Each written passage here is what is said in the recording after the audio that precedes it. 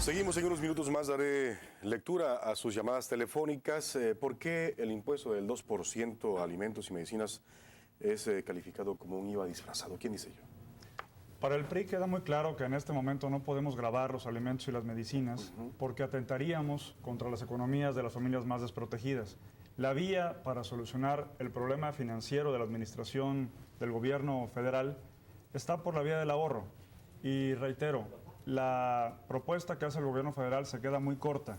Nosotros estamos proponiendo la disminución o, en su caso, la desaparición de las delegaciones federales en todo el país porque realizan funciones concurrentes con las mismas autoridades de los gobiernos de los estados. Yo hago una pregunta al auditorio.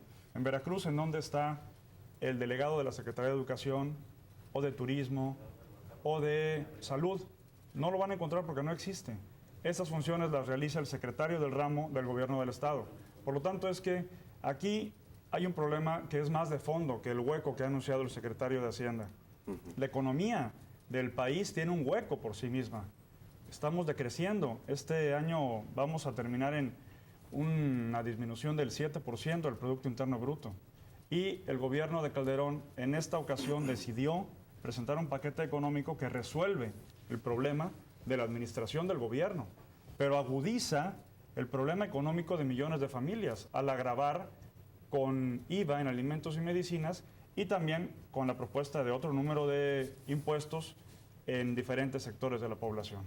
Tenemos que hacer una reforma del gasto, que no solamente es un gasto excesivo, es un gasto ineficiente.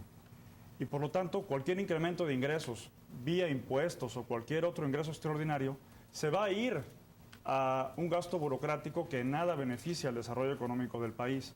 No solamente se ha incrementado la administración en los últimos periodos de los gobiernos federales, hay ineficiencia en los fondos federales que han sido altamente criticados en los famosos subejercicios.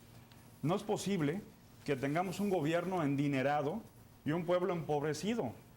Hoy, los fondos de fomento para la micro y pequeña empresa, el Fondo para el Fomento Ganadero y Agrícola, el Fondo de Desastres Naturales, tiene parados en las cuentas bancarias del gobierno federal más de 120,000 millones de pesos. Y por reglamentación excesiva, burocrática, no se puede destrabar y llegar a los gobiernos de los estados para que ese dinero pueda circular en la economía y favorecerlos. Pongo un ejemplo. La regla para destrabar esos fondos federales obliga a que el gobierno del estado aporte un peso por cada peso que aporta la federación. En este momento los gobiernos de los estados pasan por severas crisis financieras, por lo tanto es que no se puede complementar ese recurso al peso por peso. Lo que el PRI está proponiendo en este momento es que a través de un decreto federal se elimine el requisito de que los gobiernos de los estados tengan que aportar ese recurso para que se pueda destrabar el dinero federal, para que de inmediato pueda los solicitantes, como son los empresarios en pequeño, los campesinos, los ganaderos y demás beneficiarios de este recurso, puedan ya tenerlo de inmediato. Por lo tanto, y con esto concreto, no vamos a aprobar un incremento en el impuesto en IVA en alimentos y medicinas si va a servir para engrosar las filas de la burocracia federal. Tenemos que realmente darle dinero, sí, al gobierno, pero para que ese dinero sirva para el desarrollo de la economía del país. Muy bien, el señor Carstens hablaba de gente de la burocracia que tendrá que dejar su empleo, que tendrá que dejar su trabajo. ¿Será solamente discurso o es suficiente? 10,000 plazas, dijo.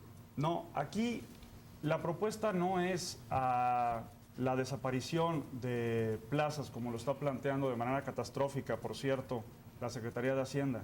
Aquí lo que estamos haciendo es, en un corto plazo, tapar el hueco económico que ellos mismos han provocado y que han anunciado en todos los medios a nivel nacional, pero en el mediano y largo plazo, quedarnos con un gobierno barato, un gobierno moderno, un gobierno eficiente, con la visión que queremos tener como país y poder utilizar el recurso de las contribuciones, aportaciones, impuestos que pagamos todos los mexicanos, precisamente para que sirva para el desarrollo de las economías familiares en todo el país.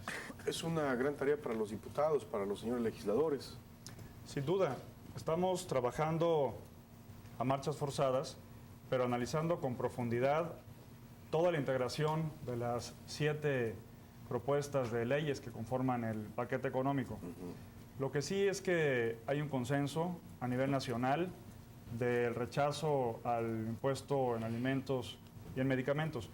Y no es una posición radical del PRI, es una posición que se basa en la gran necesidad y en las voces de todas las familias de México. En cifras lo digo para mostrar la gravedad de la propuesta. El 45% de las familias que integran la sociedad mexicana gastan el 90% de sus ingresos en alimentos y en medicamentos. Por lo tanto, es que un crecimiento en el costo de su vida, lo único que haría es asfixiar las economías familiares y que la economía mexicana cada vez se va a ir poniendo la soga al cuello en lugar de destrabar, como lo están haciendo otros países, con gobiernos que han tomado medidas inteligentes de que en periodo de crisis se aligera la carga fiscal a costa de un beneficio del gobierno, pero para ayudar a mejorar y a dinamizar la economía nacional. Bien, vamos a hacer una pausa. Después de este corte le voy a pedir al señor Ficachi que nos hable de todos los impuestos que se plantea crear y también de los que se plantea o se propone incrementar, ¿no? ¿Cómo funcionarían? ¿Cuáles serían? ¿Qué tanto por ciento?